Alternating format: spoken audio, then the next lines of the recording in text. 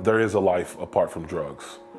That you can have a life, a joyful life, an impactful life, and do things that you never thought you'd be able to do.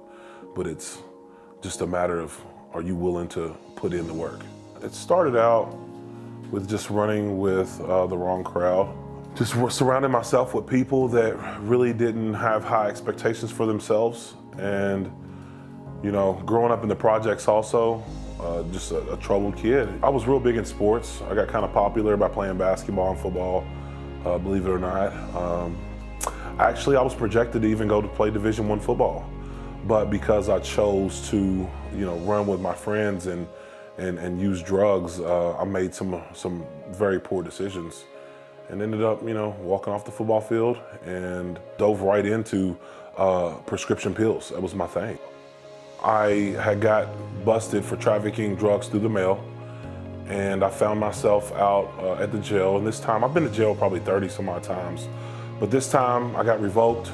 There was no getting out, there was no bonding out. The judge had me there to stay.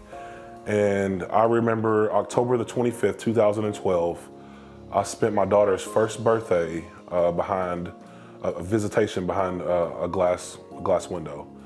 And that struck me, and something had to change. I had an opportunity to go to a place called Friends of Sinners. And Friends of Sinners is a Christ-centered recovery program that helps men and women combat drugs and alcohol.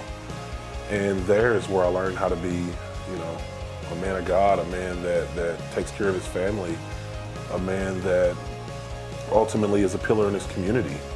And that's where I am today.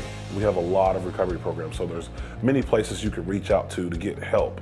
It's just, or how bad do you want it? And that's what I ask people whenever I interview them to come into our program, is how bad do you want it? Because you're gonna get out of it whatever you put in. And really that relates to life too. You're gonna get out of life whatever you put in it. So today life is, it's great. I'm a mentor at the local schools here. You know, talk about the consequences of abusing drugs and alcohol.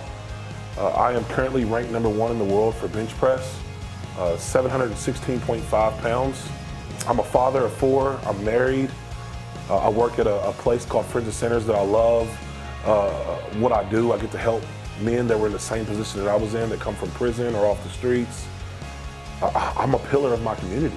Every day I get to work with people. I get to see God at work every single day, changing men's lives. And ultimately, I want to travel the world, and I want to help whoever comes across my path.